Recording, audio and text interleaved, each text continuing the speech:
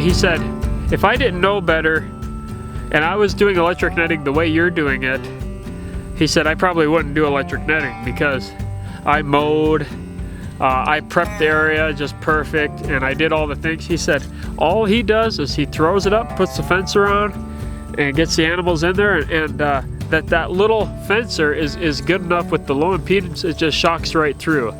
And you know, that's what I've decided to do as well, is throw it up, leave the grass long around it, and call it good. Okay, so we're in the paddock that we're gonna bring in the goats next, and I've got my Power Fields electric sheep netting up. That's what we're using.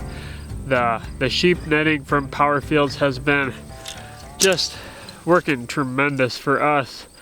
I've set it all up. I've tied down all the corners, tied them back to, what that does is it just stretches it out a little bit more, brings that fence tight. But then we got all on the other side over here is just regular, just little pasture area with native grasses planted in there. And then this is in the tree area, so they'll have shade, they'll have protection from rain, wind, whatever. What I need to do now is, because in the trees we're going in and out and around and all over, I'm gonna use these single stake step-in posts here from Power Fields as well. They're fiberglass posts. They're really strong. They just really do the job to keep that fence really nice when you're not going in straight rows with that fence, to keep it nice and tight and put it exactly where you want it. So we got a nice tight fence here and we're ready to go. I think it's important when you're rotational grazing your goats, your sheep, whatever, you know, why do you have them where you have them? And for us, this is planted last year, native grasses. The goats are gonna leave the grasses alone and they're gonna take the broadleafs out of here, which is what we need to do. And we have a pretty big area right here, but I picked this area because we have a lot of thistle. And I know those goats love thistle, especially in the state that it's in right now. The only bad thing is this is a little bit farther away from our yard area, and so we'll have to walk buckets of water over here to water them. But that's okay too. That's just the price you pay to have them exactly where you want them. So come on, Mama. Hey, if I use Sharpie, the babies can follow her. Yep. Come on, follow your mama. You guys need to be weaned. You're old. Good job, Beta.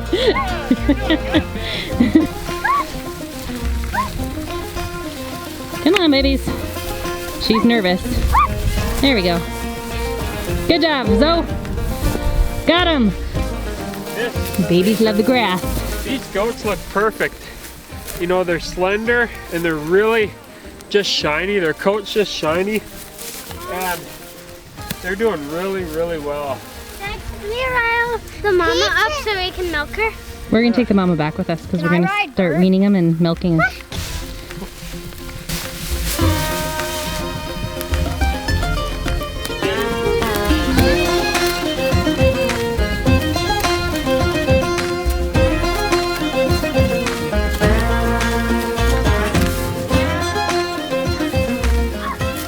We're gonna test that ground rod. In a previous video, I said that the most important part of your electric netting or your rotational grazing system when you're using portable fencing like this is your ground, and that's true. But I never said how to check that ground, how to make sure that that ground is actually good. So we're gonna do that. So I've got it hooked up to the battery, I've got it hooked up to the fence, and I've got it hooked up to the ground here. I'm gonna go ahead and turn it on. I wanna make sure I got a green light. I do, here, blinking green light. So we're gonna test it right at the ground. And we're gonna see that I have no voltage at the ground rod. Okay? If you have voltage at your ground rod, then your ground isn't doing a good job. So the fence is on right now. We can go ahead and check that fence. So the start of the fence is right here, and it goes this way. So it should be the highest where we're at. So it's at 4,000 volts right here. We got 4,000, 2,000. It's getting lower down here because it's grounding out in the grass. But so 4,000 is going to keep them in.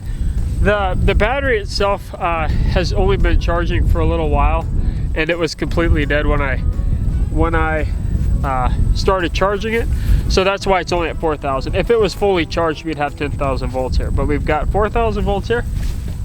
If we go right over here and check it, which is what I'm gonna do, this is the end of my line. So it goes around that way, it comes around, and it stops right here. I don't have this hooked up to here because I want it dead-ended here. So I'm gonna check it here. And on this side, it's actually at 2,000 volts, which is pretty low. So I need to get a better battery on this system. So we know that the fence is actually working. It might not be quite up to the standard that we do want it at, but what we're gonna do is we're gonna pull the mama goat out and we're gonna wean today. So they're as far away from where we're gonna want mama goat by the barn so that we can milk her. And so they're not gonna be able to see her. They're not gonna do any of that. So we're gonna get her out of there. They are eating, drinking. They're almost as big as she is. So they need to be weaned. So that is our next option. So we're gonna turn the fencer off. Pouring in some water. Yep. Gotta make sure they got enough water.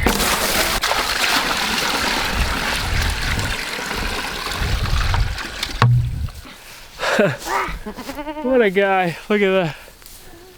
Jeez. Anyways, first night here with the goats. The babies we're weeding them, so mama's not in here. They've stayed in here the whole time with the electric netting. It's held them in perfect with low 2,000 volts is all it's got on it. Lots of skeeters out tonight, so anyways, can't really tell the difference as far as what they've eaten, but they haven't even been in here 12 hours, so I just wanted to make sure they were still in here. Wanted to make sure that they had a lot of water and that we got that all good to go. So they're gonna be just fine for the night. I think they're gonna go over to those trees back there and probably hang out in the trees at night. So lots of shelter. They'll be just fine. So we'll see how they do in this area and what they do with these weeds, specifically that huge patch of Canadian thistle. Hey, thanks for joining us, and we will see you next time on 20 Acre Farms. Ah! Golly.